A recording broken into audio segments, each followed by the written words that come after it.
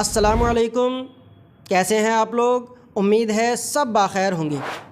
بندہ ناچیز حاضر ہے آپ کی خدمت میں تعلیمات اسلام سیریز کے ایک اور چیپٹر کو لے کر، جس کا نام ہے اللہ رب العزت پر ایمان اور اس کے تقاضے۔ تو چلیے اللہ کے بابرکت نام سے شروع کرتے ہیں۔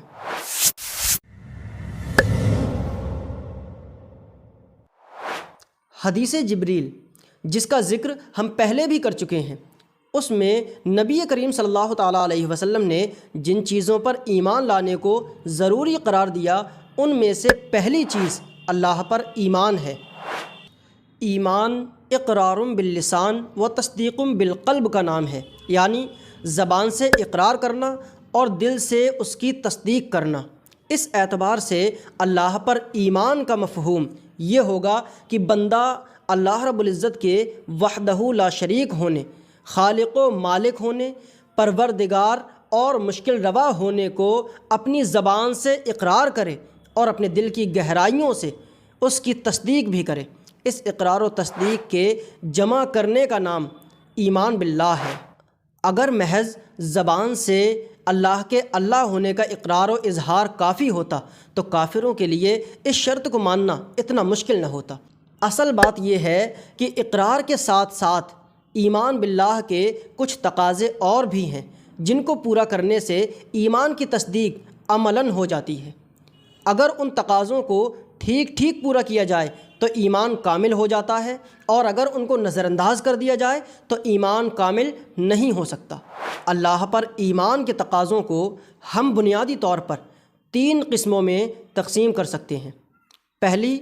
محبت الہی، یعنی اللہ رب العزت سے محبت۔ دوسری، اطاعت الہی، یعنی اللہ رب العزت کی اطاعت اور فرما برداری۔ تیسری، توکل علی اللہ، یعنی اللہ رب العزت پر بھروسہ کرنا۔ محبت الہی کے بارے میں اللہ رب العزت نے ارشاد فرمایا، والذین آمنوا اشد حبا للہ، یعنی وہ لوگ جو ایمان والے ہیں اللہ رب العزت سے شدید محبت کرتے ہیں۔ دوسرے لفظوں میں خدا تعالیٰ پر ایمان لانے کی علامت یہ ہے کہ ایمان والوں کے دلوں میں اللہ رب العزت سے بے پناہ محبت اور دلی تعلق پیدا ہو جاتا ہے۔ گویا اس کا مطلب یہ ہے کہ بندہ مومن اللہ کے سوا کسی اور کے لیے محبت اپنے دل میں نہیں سما سکتا، کیونکہ جس دل میں خدا تعالیٰ کی محبت سما جاتی ہے، اس دل میں کسی اور کے لیے محبت کا تعلق پیدا ہی نہیں ہو سکتا۔ ماں باپ، بھائی بہن، بیوی بچے اور دوستوں کی محبتیں اس عظیم محبت کے تابع ہو جاتی ہیں۔ یہ محبت جس محبت کو باقی رکھنا چاہتی ہے باقی رہتی ہے، اور جس محبت کو ختم کرنا چاہتی ہے وہ ختم ہو جاتی ہے۔ یہ ہی حقیقی اور سچی محبت ہے، جس کے بارے میں رسول کریم صلی اللہ تعالیٰ علیہ وسلم نے ارشاد فرمایا، من احب للہ و ابغض للہ و اعطى للہ و منع للہ فقد استکمل الایمان، یعنی جس شخص نے اللہ رب العزت کے لیے محبت کی اور جس شخص نے اللہ رب العزت کے لیے دشمنی کی، جس شخص نے اللہ رب العزت کے لیے کسی کو کچھ دیا اور جس شخص نے اللہ رب العزت کے لیے کسی کو منع کر دیا، تو اس نے اپنے ایمان کو کامل کر لیا۔ اللہ رب العزت سے محبت ہی دراصل وہ مرکز ہے جس کے گرد تمام محبتیں ہاتھ باندھے کھڑی رہتی ہیں۔ اگر یہ کیفیت پیدا کر لی جائے تو ایمان کامل ہو جائے گا۔ اسی لیے قرآن کریم میں اللہ رب العزت نے اپنے حبیب صلی اللہ تعالیٰ علیہ وسلم سے خطاب کرتے ہوئے ارشاد فرمایا، وَاذْكُرِ اسْمَ رَبِّكَ وَتَبَتَّلْ إِلَيْهِ تَبْتِيلًا، یعنی اپنے پروردگار اللہ رب العزت کا ذکر کرو اور ہر طرف سے کٹ کر صرف اسی کے ہو جاؤ۔ جب حضور نبی کریم صلی اللہ تعالیٰ علیہ وسلم کی محبت اپنے پروردگار سے انتہائی بلندیوں کو چھونے لگی تو اللہ رب العزت نے ارشاد فرمایا کہ اب لوگوں کو آپ یہ سنا دیں، قل ان صلاتی و نسکی و محیای و مماتی للہ رب العالمین، یعنی تم فرماؤ کہ میری نماز، میری قربانیاں، میرا جینا، میرا مرنا سب کچھ اللہ رب العالمین کے لیے ہے۔ اس آیت کریمہ کا معنی یہ ہے کہ محض وقت مقررہ پر مخصوص عبادات کرنے سے ہی